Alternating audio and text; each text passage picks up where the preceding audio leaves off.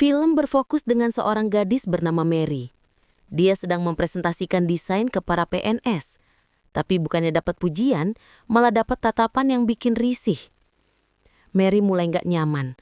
Matanya udah berkaca-kaca, tapi dia nggak tahan lagi. Langsung aja dia bales.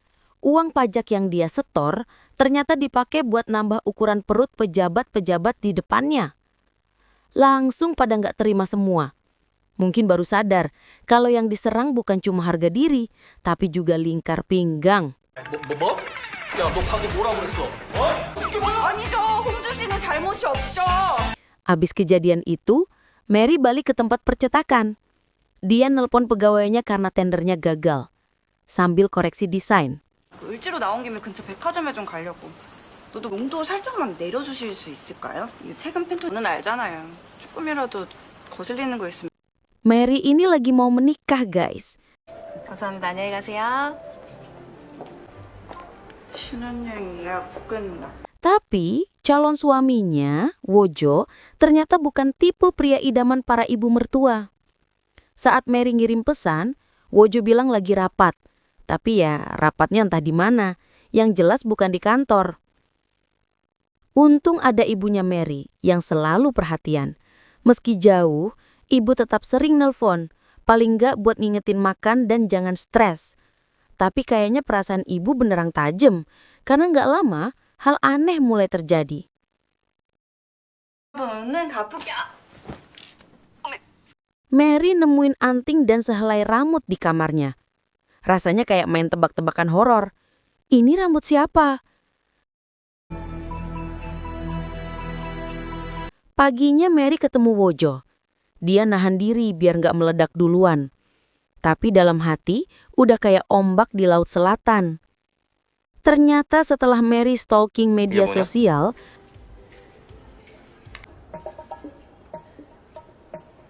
anting itu milik cewek bernama Jenny. Cewek yang hobinya cuma satu, ngasih love ke semua postingan Wojo. Pas ditanya, Wojo ngelak. 먹었어? 됐냐? 나도 바빠! 알지. 그러니까 내가 말만 해, 메리야. 나 몇 대 맞을까? Tapi apes, tiba-tiba pesan dari Jenny muncul. Langsung aja suasana berubah kayak final sepak bola. Mary minta lihat HP-nya, tapi Wojo nggak mau. Jadilah adu cepet rebutan HP. 속이 안 좋아서 그래. 나 지금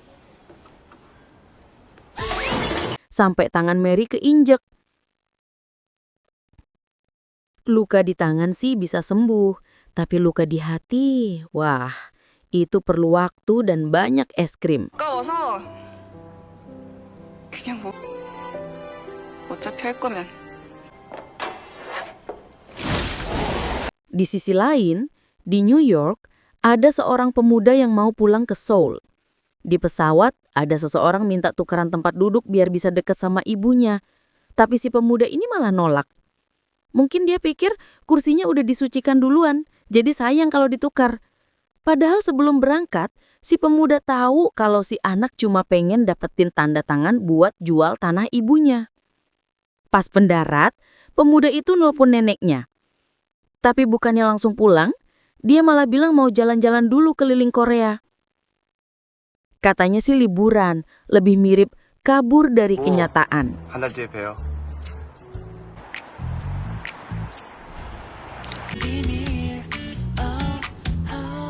Rencananya keren banget.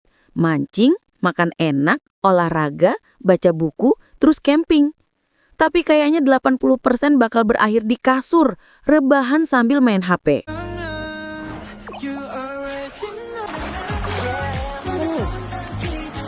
Balik lagi ke Mary. Sekarang dia baru aja keluar dari pengadilan, megang map surat cerai. Belum sempet jadi istri, udah resmi jadi janda. Kalau hidupnya dijadiin film, judulnya pas banget. Belum nikah, udah cerai. Luka di hati nggak berhenti di situ. Wojo ternyata masih aja main sama Jenny. 같은 건 있고. 사랑으로 있는 거래. Di bus, Mary dapat notifikasi pembatalan demi pembatalan. Gedung nikah, bulan madu, sampai gaun impiannya.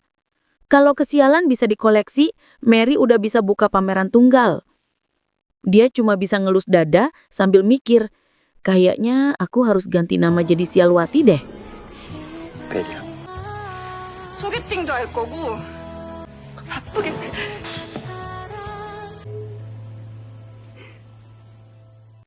Sementara itu, pemuda tadi selesai liburan.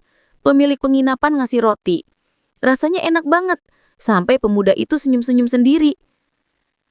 Dan ternyata neneknya bukan orang biasa, pengusaha roti yang sering dapat penghargaan dari presiden.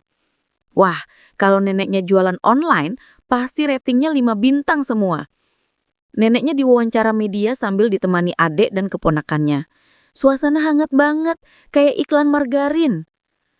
Kembali ke Mary. Dia lagi telepon pegawainya sambil ngoreksi desain.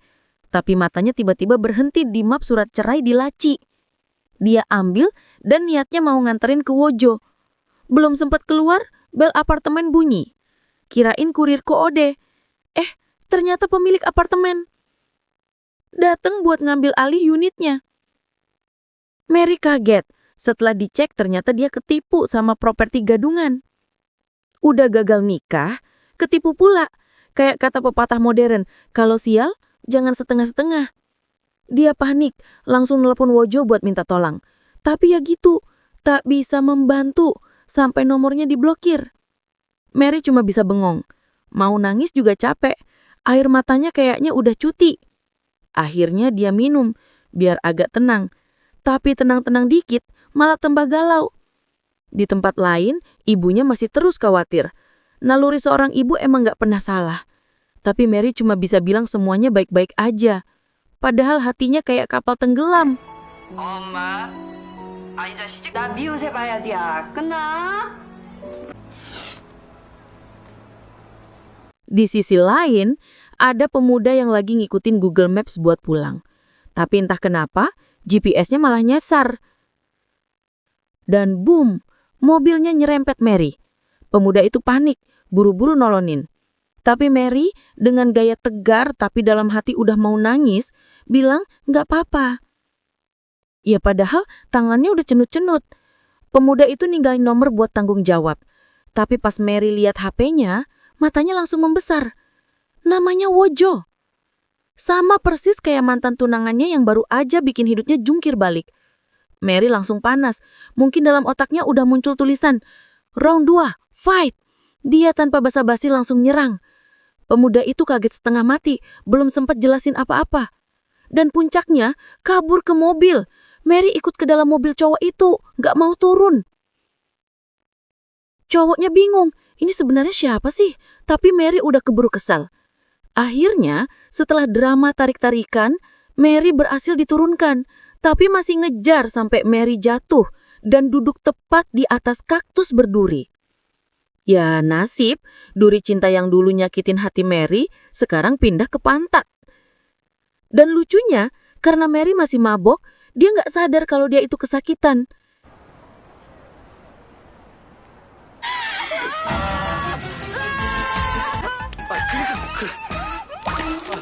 Akhirnya, Mary dibawa ke rumah sakit. Untuk ada temennya si Wojo, namanya Yonji, yang bantuin Mary. Yonji bantu nyabut duri-duri kaktus dari tubuh Mary, satu-satu. Tapi di tengah semua kekacauan itu, 며칠 널널하긴 하겠지만 큰 지장 없을 거야. 네, 이번 주 내내 밤샘이다. Wojo ini malah mulai peduli sama Mary. Dia nganterin Mary pulang, pastiin dia aman. 하셨죠. 제가 술 취해서 좀 헷가닥했 좀 그렇지만 사람을 Setelah sampai di rumah, Mary langsung tepar di kasur. 나중에 병원만 가보세요.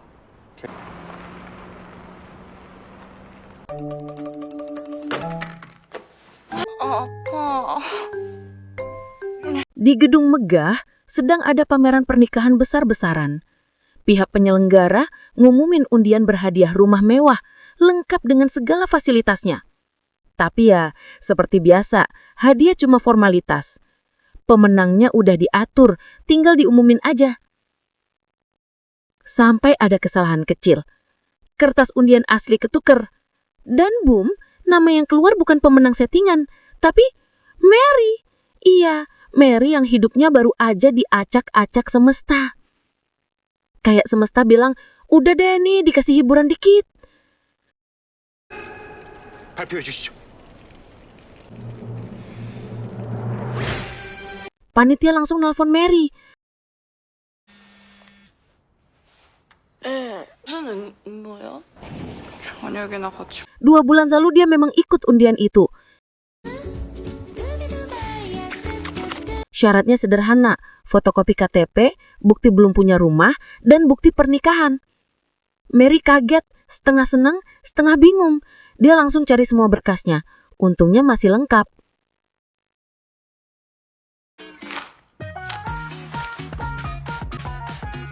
아직 서류 접수 안 했으면 Panitia cek datanya, dan ternyata semua sesuai. Tinggal 1 langkah lagi, datang langsung dan tanda tangan. Tapi ada satu masalah kecil, atau besar, tergantung sudut pandang. Mary harus datang dengan suaminya. Masalahnya, suaminya aja nggak punya. Yang ada malah mantan yang udah ngeblokir nomor. Panitia juga bilang kalau dia harus aktif mempromosikan produknya bersama sang suami. Kalau enggak, hadiahnya dianggap hangus. Mary bengong. Kayak disuruh ikut lomba lari, tapi nggak dikasih kaki. Dia telepon Wojo yang lama. Tapi ya tentu aja, tetap diblokir. Udah kayak ngirim pesan ke alam goib. Sampai tiba-tiba pesan masuk. Dari Wojo, cowok yang dulu nyerempet dia. Cowok itu nanyain kabarnya. Dan disitulah ide gila muncul di kepala Mary. Akhirnya Mary ngajak ketemuan.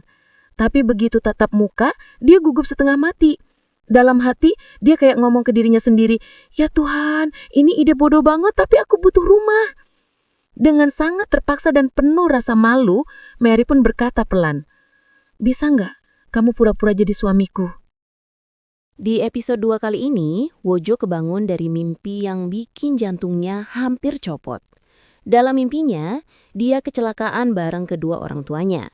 Begitu bangun, dia masih syok, duduk bengong, keringet dingin netes, kayak abis lari dikejar tagihan. Bayangan itu nggak mau hilang dari kepalanya. Trauma lama yang belum sembuh, tiba-tiba nongol tanpa izin. Cerita berlanjut di akhir episode 1. Wojo yang diminta pura-pura jadi suami Mary malah menolak mentah-mentah. Dia pikir Mary cuma mau nipu orang. Ya, padahal Mary cuma butuh formalitas biar undiannya sah. Tapi Wojo keburu salah paham. Cowok ini logikanya kadang kalah cepat sama egonya. Mary udah coba jelasin, tapi Wojo udah nggak mau tahu. Seolah kupingnya dikunci dari dalam. 처음부터 해줄 생각 없었으면서 그런 것까지 제가 알아야 됩니까? 그 사기꾼 Sementara itu, di kantor neneknya, suasana panas. Wojo yang baru masuk langsung diangkat jadi kepala tim pemasaran. Masalahnya, anak kandung neneknya alias sepupunya Wojo sendiri malah kena demosi. Penjualannya jeblok, jadi jabatan pun diturunin. Wajahnya langsung asem, kayak kopi tanpa gula. Di sisi lain, sepupu Wojo yang kena penurunan jabatan, kerjanya cuma leha-leha main HP di kantor. Tapi gayanya udah kayak CEO startup. Pas ibunya datang, suasana makin tegang. Ibunya takut banget kalau Wojo bakal ngambil semua hak anaknya. Sampai akhirnya ayahnya turun tangan buat nenangin suasana. Tapi ya percuma, ibunya tetap panas, kayak kompor gas bocor belum dimatiin. Beralih ke rumah sakit, Yonji baru aja mau rebahan, ditelepon Wojo. Kalau udah Wojo yang manggil, Yonji langsung sigap, kayak bodyguard dipanggil bos. Mereka ketemuan di luar rumah sakit. Wojo curhat. Wojo sekarang kerja di kantor neneknya. Yonji nanya, kabar Mary gimana? Wojo bilang, Mary kelihatan aneh banget. Tiba-tiba ngajak dia pura-pura nikah. Saat itu juga Wojo ngeliat anak kecil jatuh, bonekanya terlempar. Boneka itu bikin Wojo flashback ke momen waktu kecil dulu, pas kecelakaan bareng orang tuanya. Matanya langsung redup, suasananya jadi melo. Yang tadinya mau ketawa, mendadak pengen diam aja. Di sisi lain, Mary masih berjuang mempertahankan apartemennya. Udah kayak drama telenovela, tiap hari ada aja masalah baru. Dia lagi-lagi dapat telepon dari ibunya. Ibunya nanya kenapa pernikahannya ditunda, ada masalah apa. Dan seperti biasa, Mary cuma bilang, baik-baik aja kok. Padahal dalam hati udah kayak kapal mau tenggelam. Kadang yang kelihatan tegar di luar, justru yang paling hancur di dalam. 나가라. Pagi pun tiba. Hari pertama Wojo kerja di kantor barunya. Pamannya nyambut ramah, kelihatan perhatian banget sama Wojo. Masih berusaha meyakinkan kalau paman orang baik. Wojo diperkenalkan ke semua karyawan. 당연히 전에 내용 숙지할 수 있게. 네, 알겠습니다. 네. 오해 회장님 모시고 Dan Mas Banget hari itu ada rapat besar. 이 7종 샘플러를 정식 제품으로 판매할 예정입니다. 포장 박스 아이디어가 좋네. 디자인 생활 받았습니다. Masalahnya proyek desain perusahaan lagi kena kendala soal batas waktu hak cipta. Dan apesnya, semua itu di bawah naungan tim Wojo. Baru masuk langsung kena badai. Wojo harus bertanggung jawab. Mau nggak mau, dia harus memperpanjang kontrak hak cipta ke pihak desainer.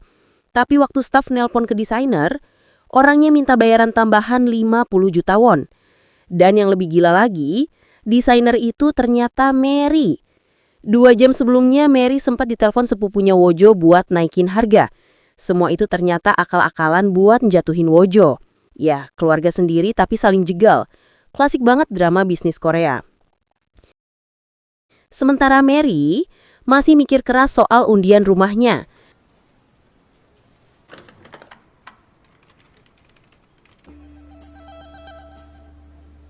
무슨 부탁이야? Kali ini dia nekat pengen nemuin ibunya Wojo. Di rumah ibunya Wojo suasana santai. Tapi begitu denger nama Mary, ekspresinya langsung berubah. Ibunya udah wanti-wanti, jangan pernah biarin Mary deket lagi sama anaknya. 받지 말고 알았어? 안 그래 처단했어. 딸. 다음 달? 회사는 어쩌고? Dan pas Mary beneran dateng, suasananya langsung dingin kayak kulkas rusak. Mary nggak disambut baik, malah dituduh cuma ngincer harta Wojo. Sabar pun ada batasnya. Mary akhirnya marah dan bersumpah nggak bakal ganggu Wojo lagi. Air matanya jatuh, bukan karena cinta, tapi karena harga diri yang diinjak. 책임질 거예요. 근데 저 오늘 그것 때문에 온 거 아니고요. 아시고요. 안 되죠. 교육자 집안 Dia keluar dari rumah itu dengan kepala tegak, tapi matanya masih basah. Dan gak lama setelah itu, Mary dapat telepon untuk temu janji soal proyek desain. Di kantor, suasana makin panas. Wojo dan sepupunya mulai debat kecil soal desain yang harganya dianggap terlalu tinggi. Sepupunya sengaja manas-manasin, kasih tantangan licik. Katanya kalau Wojo bisa nyelesain masalah ini tanpa nambah anggaran, dia bakal ngaku kalau Wojo emang punya bakat. Ya jelas, nada ngomongnya aja udah kedengeran nyolot. Kayak orang yang ngomong sambil ngunyah dendam. Di sisi lain, Mary nggak tahu kalau klien yang mau ditemuin itu adalah kantor tempat Wojo kerja sekarang. Dia datang dengan santai, pikir ini cuma urusan bisnis biasa. Tapi pas di ruang rapat dan mereka saling lihat, langsung beku. Kayak dua mantan ketemu di resepsi pernikahan orang lain. Canggung banget. Wojo kelihatan kaku, Mary juga sama. Mereka 2 tahu ini bukan pertemuan yang enak buat diulang. Wojo dengan nada dingin bilang harga desainnya kemahalan. Tapi akhirnya dia minta kebijakan. Mary diam sebentar, lalu ngasih syarat alus tapi ngena. Kalau Wojo mau dia bantu, Wojo juga harus bantu dia. Awalnya Wojo ogah-ogahan, tapi setelah mikir-mikir, ya udahlah daripada makin ribet, dia setuju juga. 그래요. 제가 당첨이 됐어요. 어쩐다. 아니 사정이 딱하긴 한데.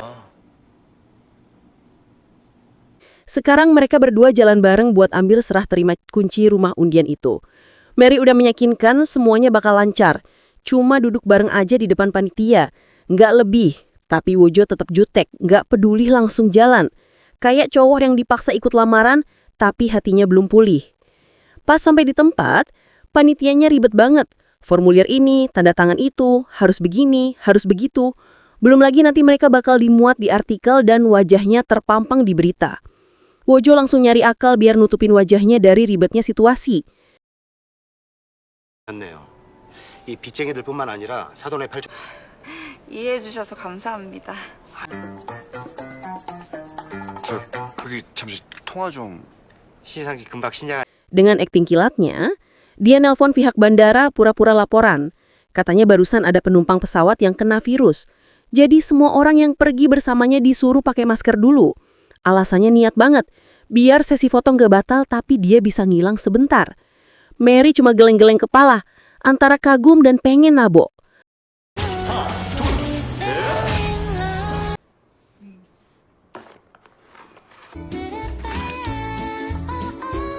Begitu semua selesai, dan ngasih kunci panitia nyari Wojo. Tapi pas mereka keluar, Wojo nongol dari arah kamar mandi. Kayak abis kabur dari dunia nyata. Yang pasti masih keseret dalam permainan Mary.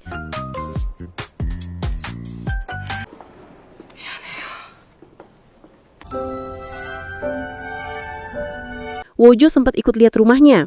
Di jalan terlihat rumah barunya ternyata mewah banget. Gaya modern minimalis. Jendela besar, pokoknya rumah impian sejuta netizen. Di tempat lain, Bibi dan sepupunya Wojo juga mau mampir ke rumah neneknya Wojo.